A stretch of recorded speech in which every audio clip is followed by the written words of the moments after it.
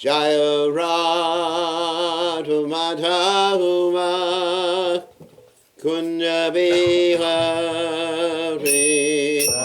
Radha Madhava Kunja Bihari. Radha Madhava Kunja Bihari. Radha Madhava Kunja Bihari.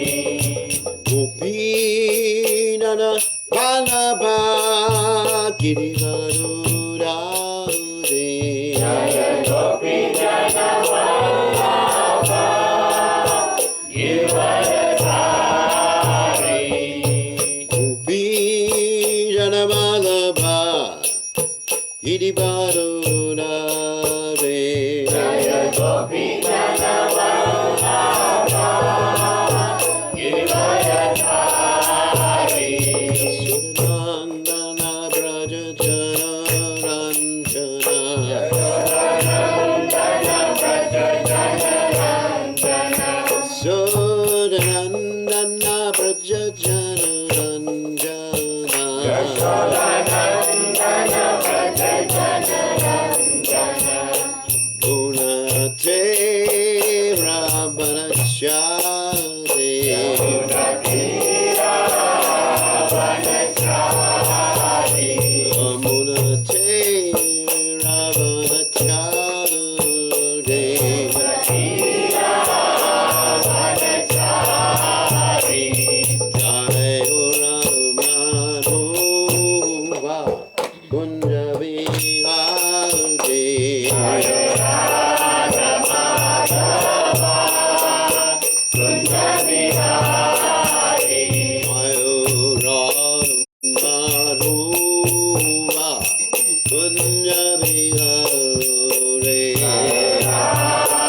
Madhava Kunja Bihari. Gopinana Vallabha Girivarudade. Jaya Gopinana Vallabha Girivaradhari.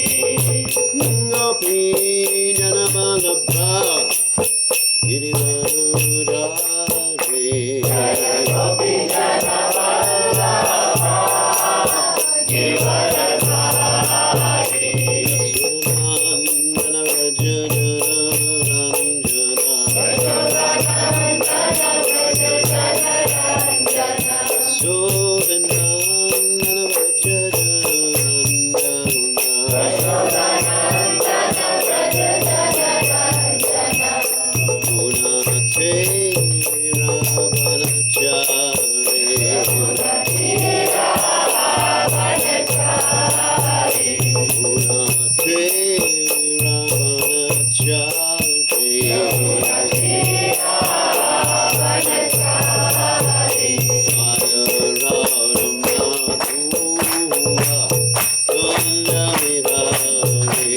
Jaya Radha Madhava Kunja Bihari. Jaya Radha Madhava Kunja Bihari. Jaya Radha Madhava Kunja Bihari. Jaya Radha Madhava Kunja Bihari.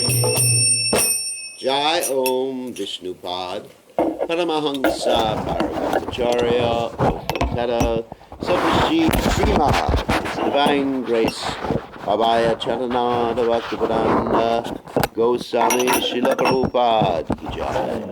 ISKCON Founder Acharya Srila Prabhupada Ki Jai. Anantakoti Vaishnava Vrind Ki Jai. Namacharya Srila Haridas Thakur Ki Jai. Prem Se Kaho Shri Krishna Chaitanya Prabhu Nityananda Shri Vaida Gadadha Shri Vasudhi Gaur Bhakta Vrindi Ki Jai. Shri Shri Radha Krishna Gopakapata Sayam Kund Radhakunda Giri Govardhan Ki Jai. Vrindavanam Ki Jai. Maturadam Ki Jai. Jagannath Swami Ki Jai. Yamunamai Ki Jai. Shrimati Lasi Devi Ki Jai, Samaveda Bhakta Vritti Ki Jai, Gaur Premananda Hari Hari Bol. All glories the assembled devotees, all glories the assembled devotees, all glories the assembled devotees, all glories to Shri Guru and Gauranga Srila Prabhupada Ki Jai. Okay, so Om Ganati Mirandasha Garanjana Salkaya Chakshuran Medina Yena Tasmai Shri Gurave Namaha. So today is the glorious appearance day of Srila Bhaktivinode Thakur, and it's also a fast half day. So if anyone's going to take prashad in the morning, because we're visiting houses, they should just take fruit. Nobody should take anything more solid than fruit this morning. And normally I wouldn't even take fruit, but because we're visiting people, there's a, preaching. If you don't accept anything, then it's sort of like an insult to people. So it's reciprocation is part of preaching. So anyway, Bhaktivinode Thakur, of course, is the spiritual master of Srila Gaurkishore Babaji Maharaj, is the spiritual master of Srila Bhakti Siddhanta Saraswati Thakur, is the spiritual master of His Divine Grace, A.C. Bhaktivedanta Swami Srila Prabhupada. And Bhaktivinode Thakur is a Nitya Siddha devotee. Nitya Siddha means eternally liberated, coming from the spiritual world. Also, Shaktavesh Avatar, that means he's empowered by the Supreme Personality of Godhead as a Jiva soul to carry out a specific mission on the earth planet. And one interesting thing about Bhaktivinode Thakur is that he was a householder. So generally people are thinking gurus should be sannyasis. Actually, the tradition in India is that gurus would be householders. That's the tradition. I mean, the ancient tradition. Modern tradition is something different, but the ancient tradition is that the disciple, Brahmachari Gurukule Vasandanta Gurohitam, the disciple would go to live in the ashram of the spiritual master, and the spiritual master would have a wife too, who would take care of the disciple's needs. Like you see in the case of Lord Ramchandra, he went to the ashram of Vasishtha Muni, and he got taken care of by Vasishtha Muni's wife. And in the case of Krishna, he went to the ashram of Sandapani Muni, and he got taken care of by Sandapani Muni's wife, and also brought back Sandapani Muni's son from the dead. That was his Guru Dakshi. Nice Guru Dakshi. So anyway, Bhaktivinode Thakur. So in the modern day and age, sannyasis get all the attention, but basically the statement of Chaitanya Mahaprabhu is Kiva Vipra Kiva Nyashi Shudakena Noi Ye Krishna Tattva Veta Say Guru Hoy. That if one knows the science of Krishna, it doesn't matter whether he is a Vipra, type of Brahmin, a sannyasi, Kiva Vipra Kiva Nyasi, or even from a Shudra family. Ye Krishna Tattva Veta. If he knows the Tattva, that means the essence of Krishna consciousness, the truth, then say Guru Hoy, he can become Guru. So Bhaktivinode Thakur, of course, was one of the greatest gurus. So he was born on September 2nd. Of course, this is not September 2nd, but we're following the Vaishnava calendar as far as his appearance day is concerned, which means that every year the Vaishnava holidays are on a different day related to the Western calendar. September 2nd, 1838, on a Sunday. So today's Sunday. In a place called Bira Nagara in Nadia. That's a district that Lord Chaitanya Mahaprabhu also appeared. And he was the seventh son of a man named Raja Krishnananda Datta, who was a great devotee of Lord Nityananda. He's the grandson of Madan Mohan and the third son of his godfather, Ananda Chandra. Actually, one of his names was Adaichakulera Prahlad. In other words, he was called Prahlad in the family of demons. So he was very similar to that, because Vaishnavism was not very much respected in his family On his mother's side, there was no respect for Vaishnavism at all. They were like Shaivites or others. And he was named Kedaranatha by his godfather. That's, of course, a name of Lord Shiva. So, actually, he spent his childhood in a place called Virnaga, got his elementary education, the primary school started by his grandmother, attended an English school in Krishnanagara, and his older brother died unexpectedly of cholera when he was 11 years old. His father passed away, and everything was taken away from him through intrigue and different business dealings by his family. The family fell into great poverty when he was about 11 years old.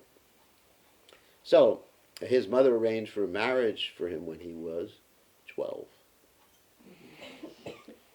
And his wife was 5. Of course, they didn't live together. Actually, there's a reason for that, and it's actually a good reason. That people know when they're 12, 13, before they get to puberty, that this is going to be my husband, this is going to be my wife. So there's not that shopping around stuff you get now, isn't it? Shopping around, even on the Vaishnav is VaishnavMarriage.com or something. That's a modern day version of the Swayamvara, You compete by offering money. It's a Vaishya version. Anyway,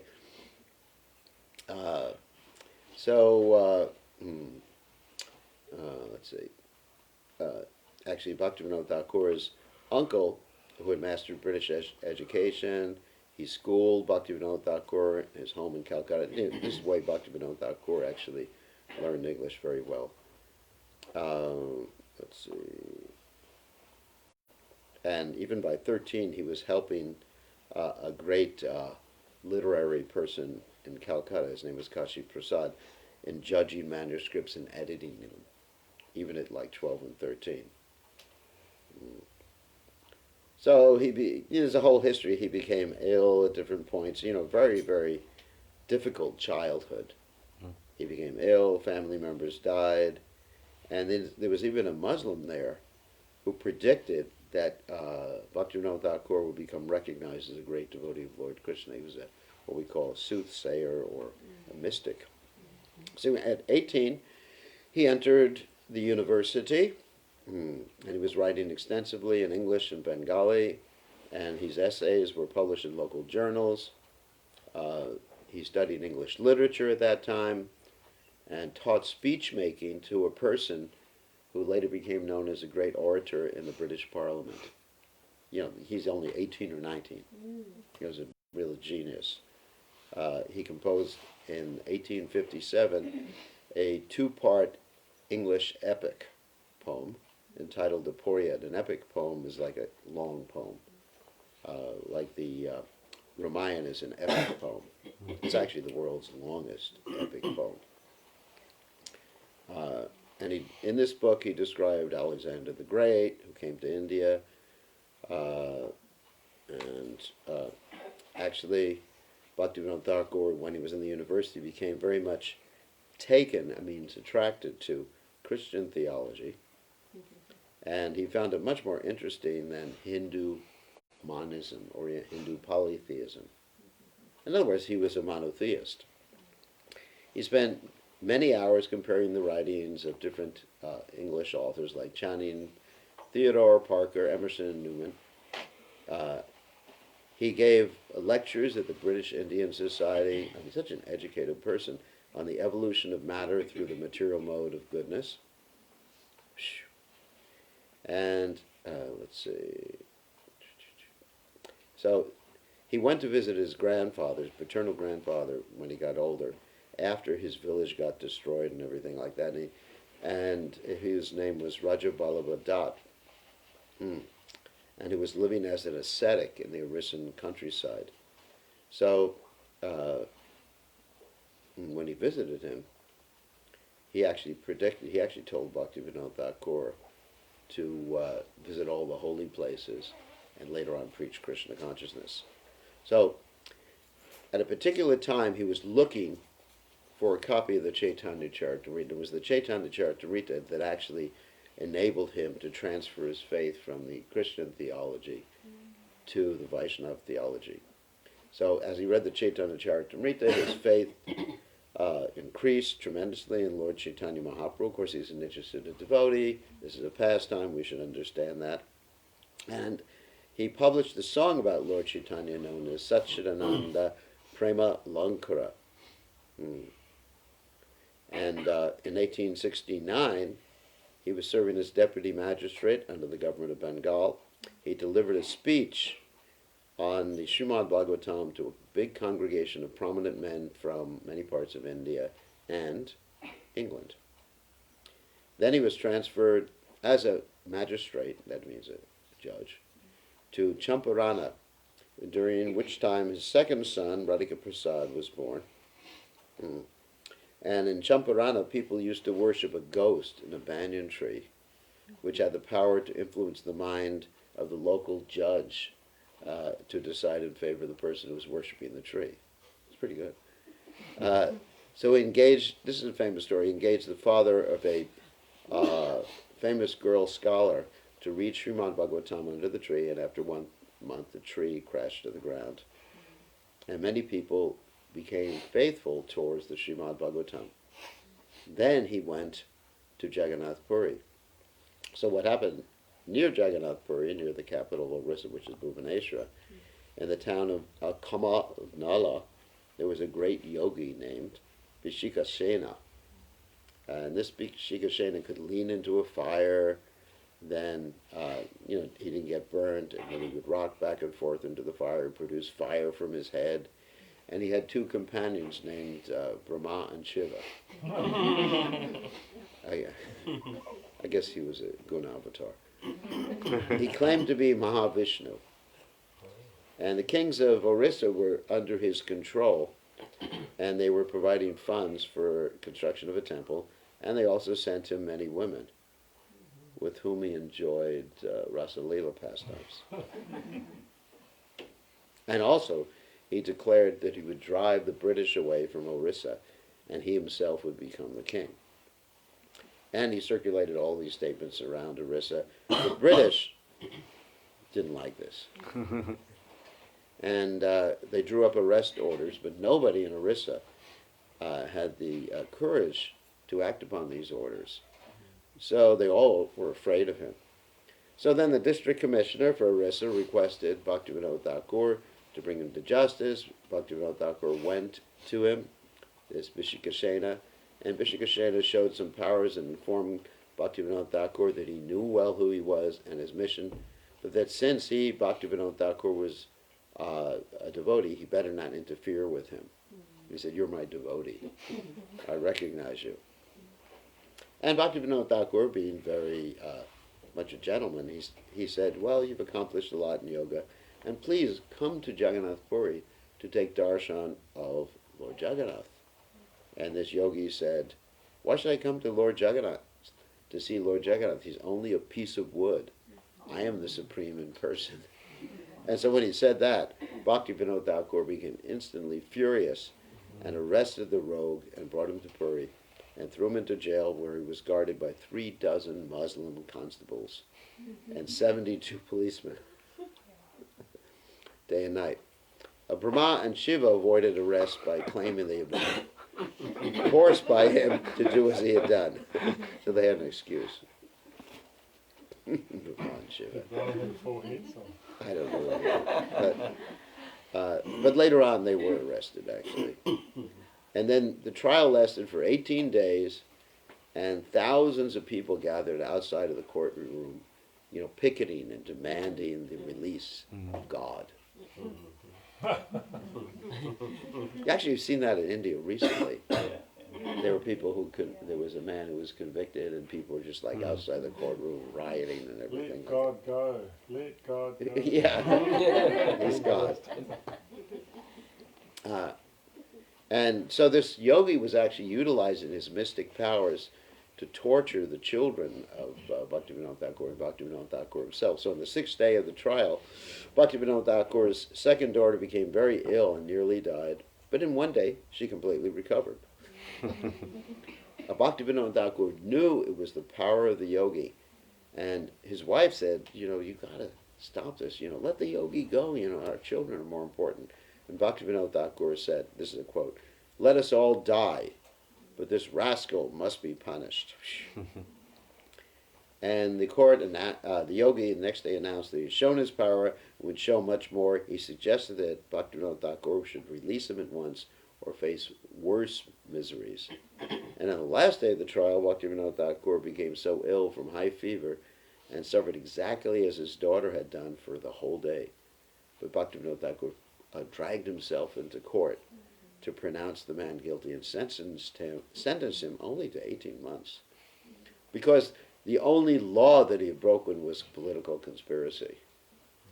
There is no law in India, you can't be God.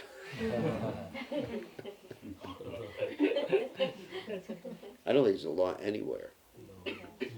So, he couldn't convict him of being God, so it had to be political conspiracy under the British law, of course. And when this sentence was being pronounced, one Englishman, a doctor, Dr. Walker, cut off all the yogi's hair, and the yogi was actually drawing his power from the hair. And then the yogi fell down, and then after 3 months, he actually took poison and died because he lost all his power. This keeping power in the hair reminds me of the story in the Bible. They have this Samson. Anyone's heard of this story? Samson and Delilah. There was this guy, I guess, whatever he was. He was a real strong man. He kept all his power in his hair. And the Philistines, the Palestinians, still they were fighting thousands of years ago. They're still fighting now.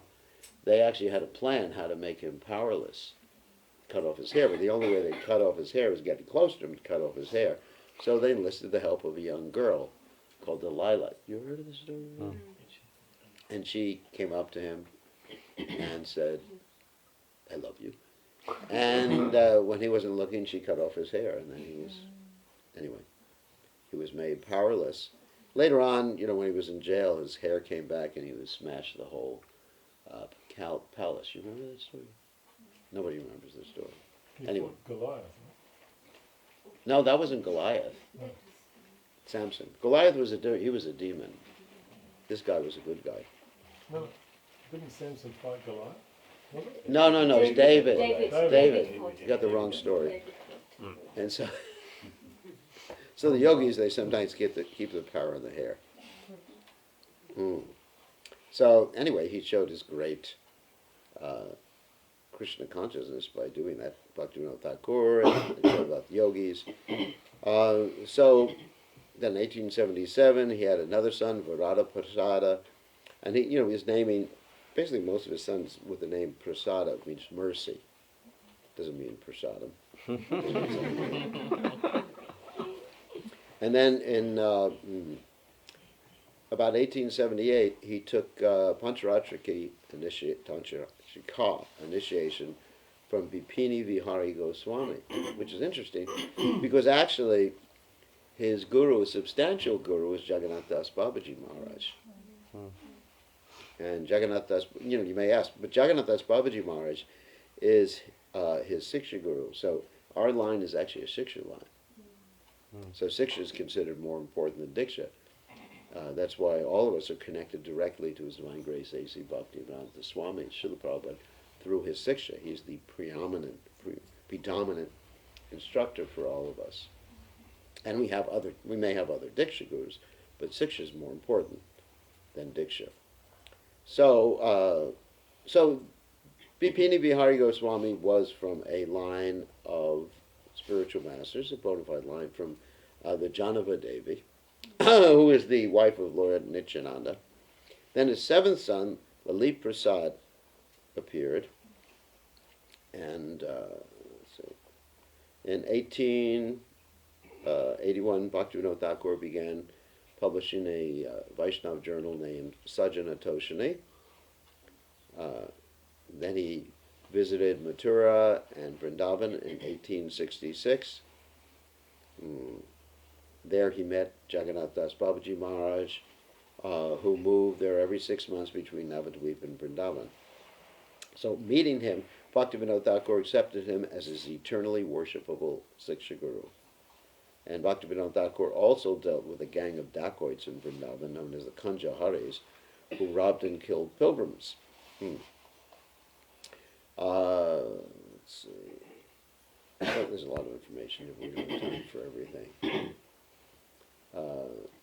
In 1886, Bhaktivinode Thakur published the edition of the Bhagavad Gita with a Sanskrit commentary of Vishwanath Chakravarti Thakur, which he translated into Bengali. Let's see. All right. At Sri Rampur, later on, he composed and published his masterly writing, Sri Chaitanya Shikshamrita, a very important book. And in that book, actually, Bhaktivinode Thakur tells us several things, how to respect other religions. And when we go to other religious ceremonies, we should see they're worshiping the same God, but just in a different way culturally than we're worshiping. And in addition to that, Chaitanya Shikshamrita teaches us that we all have material needs as well as spiritual needs. And the material needs have to be taken care of in order to progress in a gradual way in Krishna consciousness without falling down. And that's the same thing Prabhupada points out in the Srimad Bhagavatam in the story of Gajendra Mokshana, where Gajendra the elephant is fighting this crocodile in the water, and Prabhupada comments because he's losing the fight, that is, the elephant's losing the fight. Prabhupada comments that because Gajendra, the elephant, was not in his proper medium, therefore he was getting weak. And the crocodile was in his proper medium. And Prabhupada said every devotee should be in the proper situation in terms of varna and ashram in order to fight Maya for one's whole life. You know, the question was raised the other day. A devotee asked me the question, what about surrender? Shouldn't we just surrender and do whatever we're asked to do? And I said, that's good training in the beginning of, remember I answered the question? That's good training in the beginning of Krishna consciousness, that, you know, someone's training the brahmachari ashram, brahmachari guru kule, vasantanta guroritam, in obedience. It's called obedience training. But long term, if one wants to be stable and steady in devotional service, one has to be engaged according to one's psychophysical nature, doing something you like to do for Krishna. Otherwise, you won't remain stable. So, let's see. Oh, yeah. And then, of course, Bhaktivinode Thakur discovered the birthplace of Lord Chaitanya Mahaprabhu. He had studied all the ancient records, and he was sitting in Navadvip. He wasn't in Godramdvip. You know, so many devotees tell the story that he was in his house in Godramdvip, but he was in Navadvip, in a Dhamshala. Navadvip. And he was looking out, you know, you hear the story sometimes, devotees say it's Godramdvip, but no, it's Navadvip. He was in Navadvip, and he was looking out from the top of the Rani Dhamshala there, and he saw a light where Lord Chaitanya Mahaprabhu had appeared, and he went to that place the next day, and he discovered there was a mound of tulsi trees in that place. And to verify that it was the appearance place of Lord Chaitanya Mahaprabhu, he brought Jagannath Das Babaji Maharaj. And Jagannath Das Babaji Maharaj, being about 120 years old, was being carried around in a basket by his servant Bihari. And he jumped out of the basket when he came to that place and started dancing ecstatically in spite of being 120 years old. And he verified that that was the place of Lord Chaitanya Mahaprabhu's appearance. And here, there's a story about that. There was once upon a time, there was a boy who had a disease, and he told the boy to lie down at the birth site of Lord Chaitanya for the night, and the next day the boy was cured. So that's a way to cure yourself from a disease. All right. The pandas would probably throw you out. Yeah. Oh, yeah. Let's see. And in 1891, he took leave from government service to preach for 2 years. His base was Godrumdwipa, that's across the river, the Jalangi River from our place. And he used to visit all over and preach to all different organizations in Krishnanagar and other places. And then he went to Vrindavan again, and he celebrated Ekadasi with Jagannath Das Babaji, visited all the forests and holy places there, and gave lectures on the chanting of Hare Krishna, not on the intimate pastimes of Krishna in Vrindavan. So then he established the Gora Vishnupriya deities at the Yoga Pit. That means the place of appearance of Lord Chaitanya Mahaprabhu. And he gave a lecture on his investigation into the whereabouts. In other words, that was the actual birth site of Lord Chaitanya Mahaprabhu. In 1894, he completely retired at the age of 56, and everybody was opposed to that, the government authorities especially, because he was such a valuable person. And he stayed at Surabhi Kunj and preached, and as well as revising his old writings. In 1896, he went to Tripura at the request of the king and preached about Harinam for 4 days. And many people surrendered and became Krishna conscious at that particular point.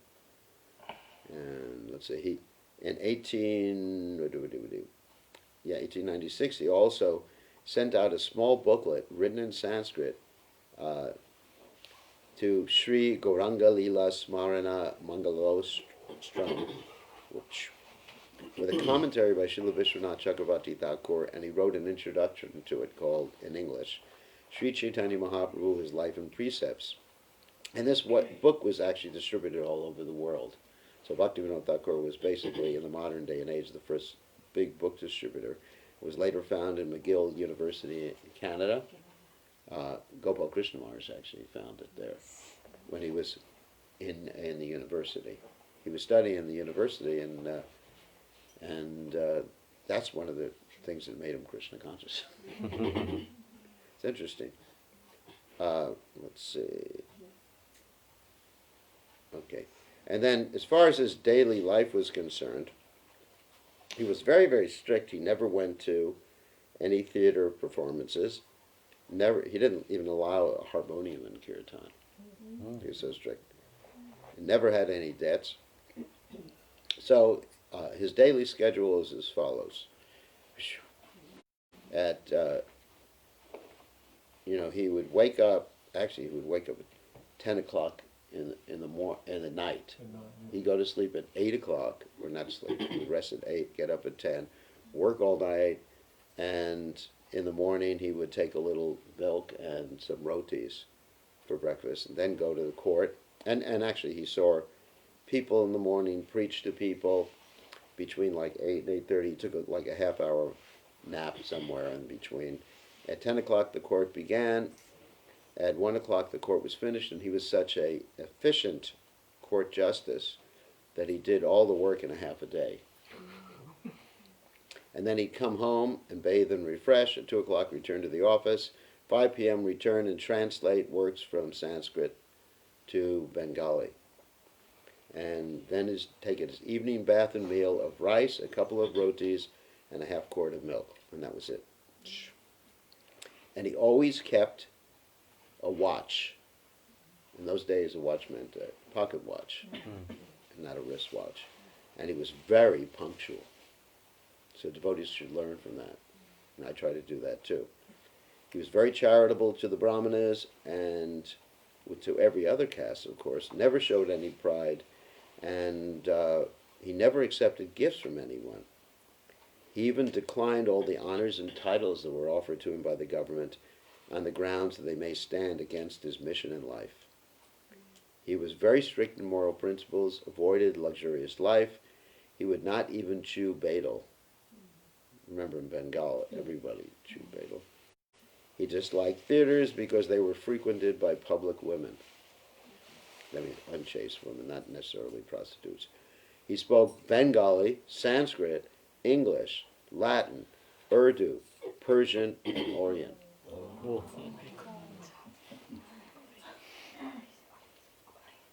And he started writing books, as we mentioned before, at age 12 and continued turning out a profuse number of volumes up until his departure from this world.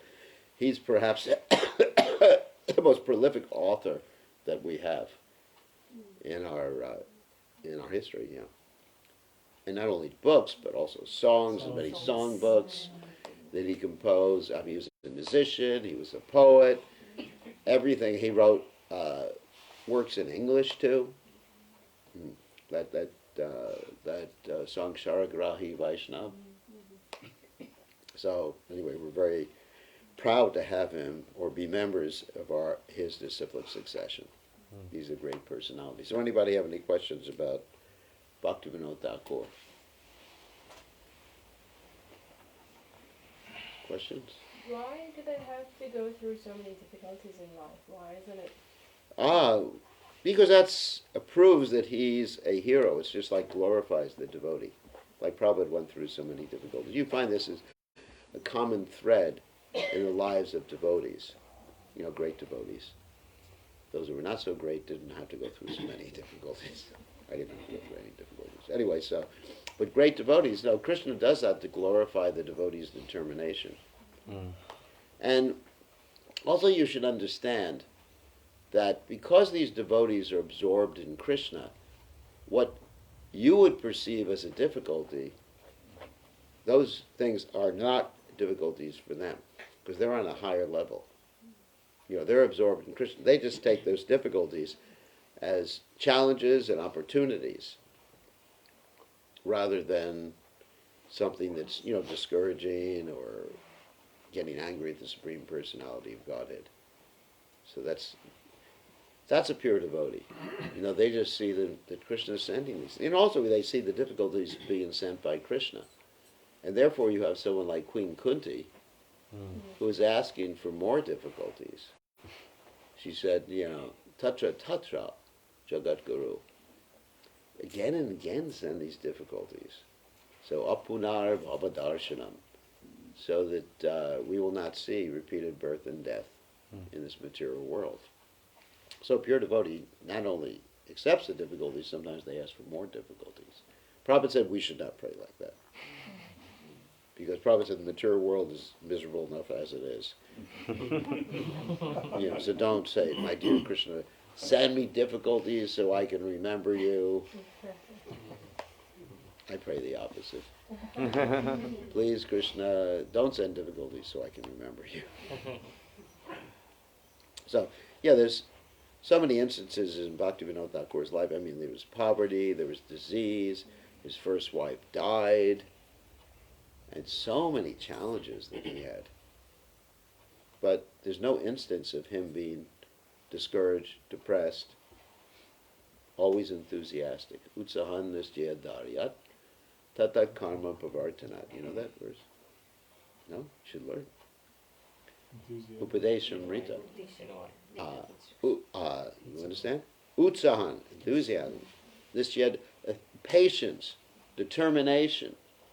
Daryat, he's fixed. Tat karma pavartanat, always following the proper activities. Tat karma pavartanat. Sangos jagat. What does that mean? Giving up bad association. Giving up sangha.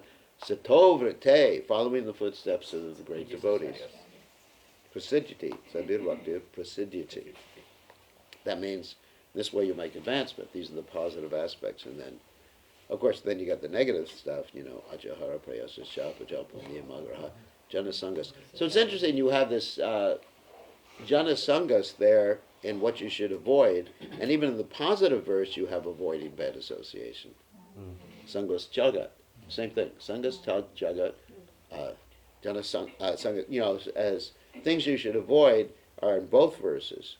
So maybe that's extremely important if it's reiterated in both verses, right? Avoiding bad association.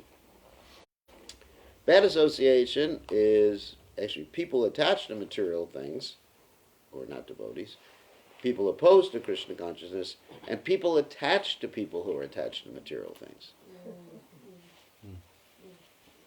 That's even more dangerous, Lord Chaitanya states, to be attached to people who are attached to material things. The reason for that is because if you see someone who's attached to material things, it's easy to say, well, you're just a materialist. But if someone's attached to a person who's attached to material things, that person may not be apparently a materialist. So you have to avoid those who are attached to material people who are attached. Interesting. Sangos tyagat sato vrite. Sabir bhakti prasedyate. Yeah. Very important verse. This is from the Nectar of Instruction. So you should study that. You're a Brahmin. Brahmini, so you should study these things, Nectar of Instruction, Nectar of Devotion. Yes, Upanishad is important too. When I joined the movement, we used to recite the Upanishad every morning. That was our Mangalarti. We didn't know the Guru Pashtag at that time. It was all like, Om Purnamada Purnamidam, like that. We had kirtan to the Upanishad. So, any other questions? Yes. Bhaktivinode Thakur. So basically,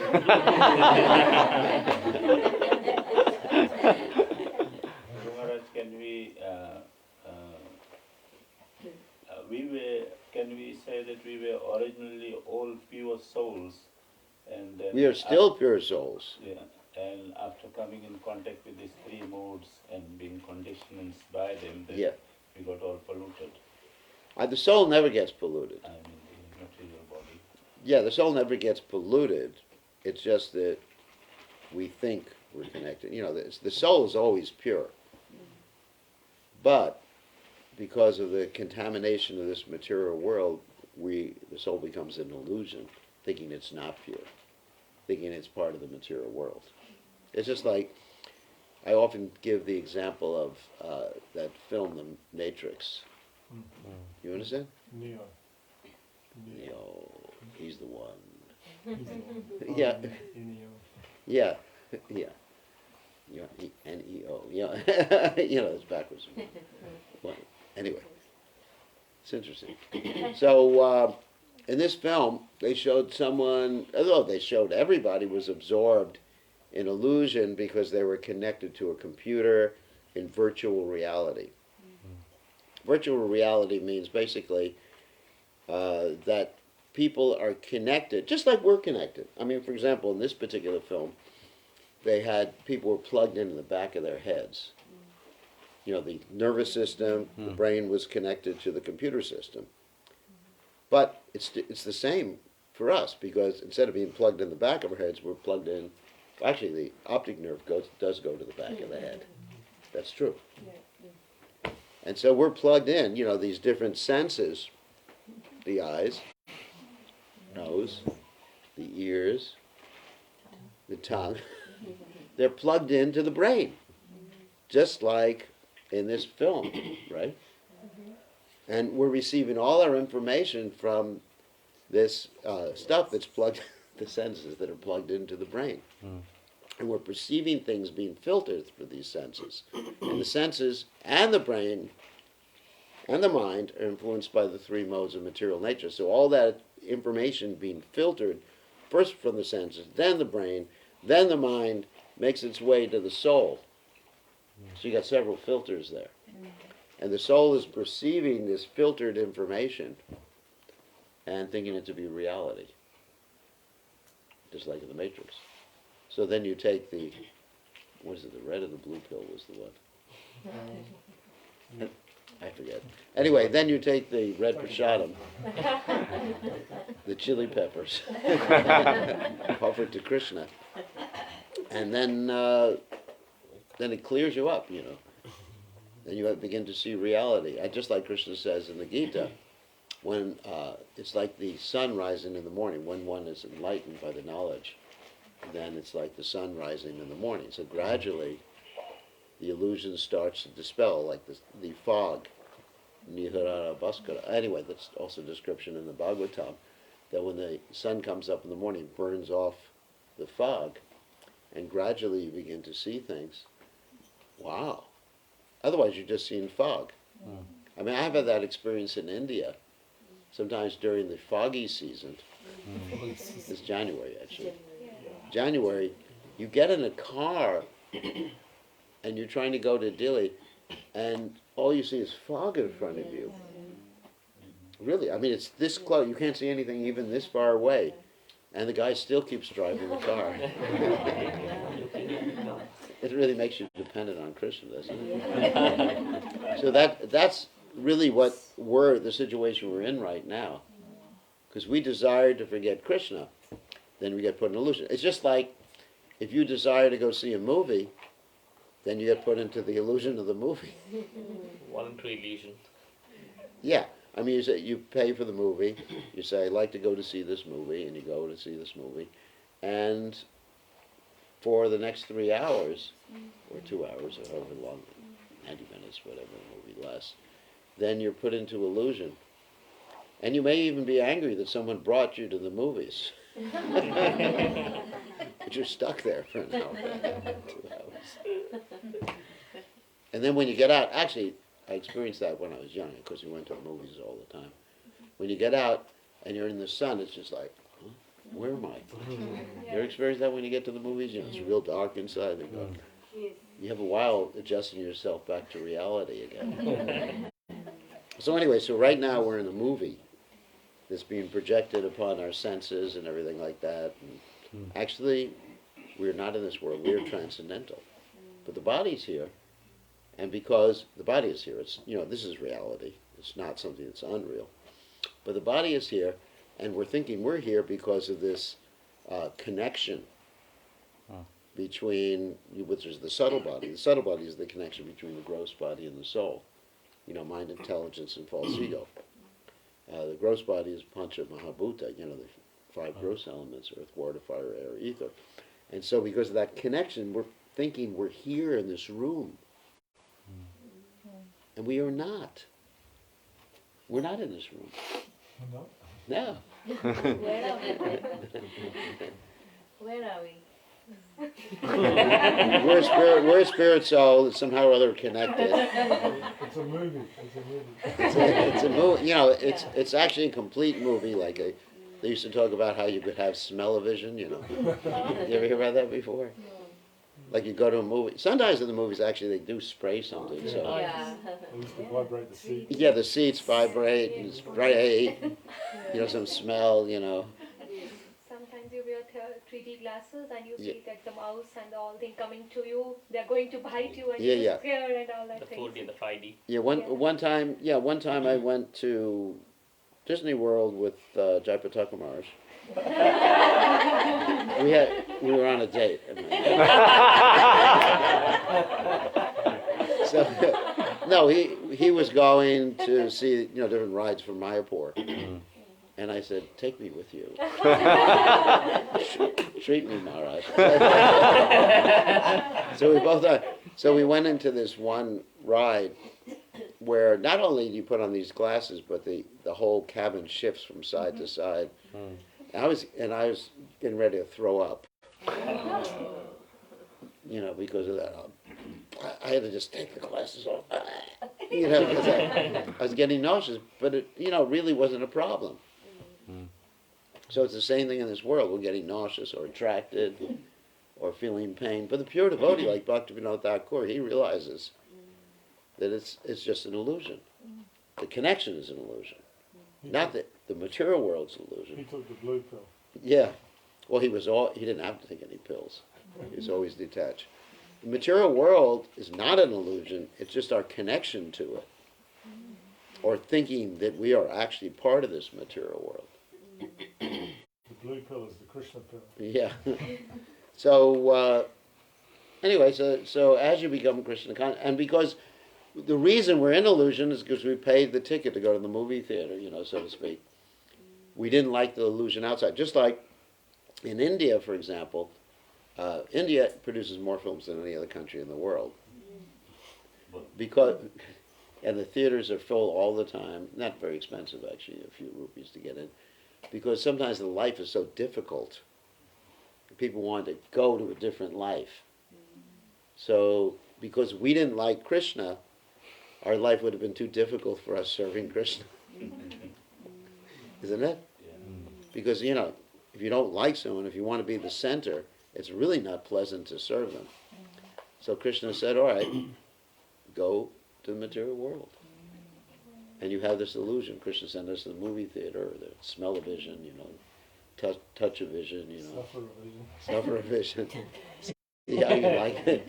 See how you like it. And we're so attached that just like someone in the movies. Sometimes the women, they cry, isn't it? Mm-hmm. In the movies they go, ooh.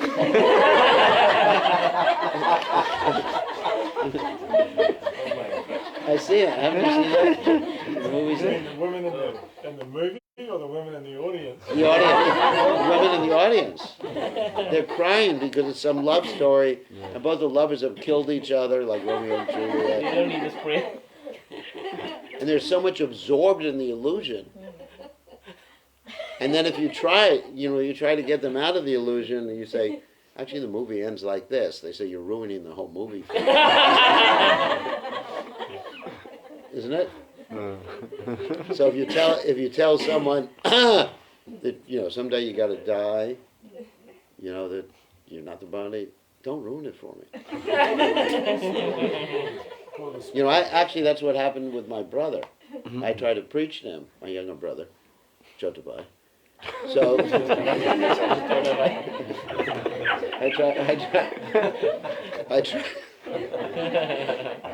I tried to preach to him, and he said, don't spoil it for me. He said, ignorance is bliss. That was his exact expression.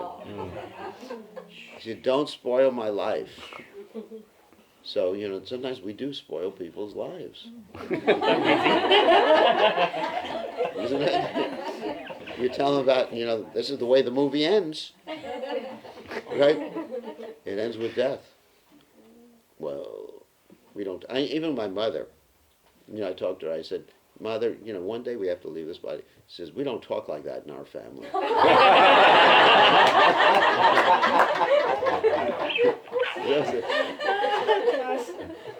It's the same thing, the movie, it's the same thing. You could use that example. If you don't know about the Matrix, at least use the movie example.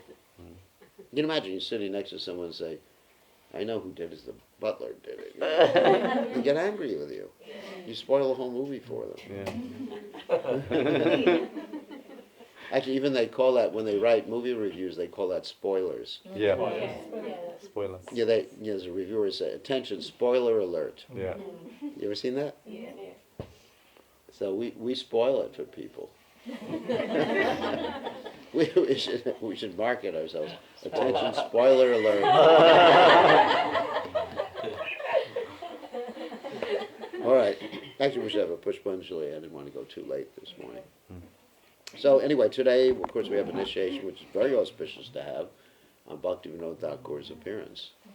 It's very auspicious to be initiated today. So later on, there's initiation in the temple. Okay, all glorious to the Prabhupada, Bhaktivinode Thakur ki jai, and now we'll have Pushpanjali. So the Prabhupada ki jai. Here's everybody in the room. Do you have a songbook for Pushpanjali? Yeah, the Mangala Charna.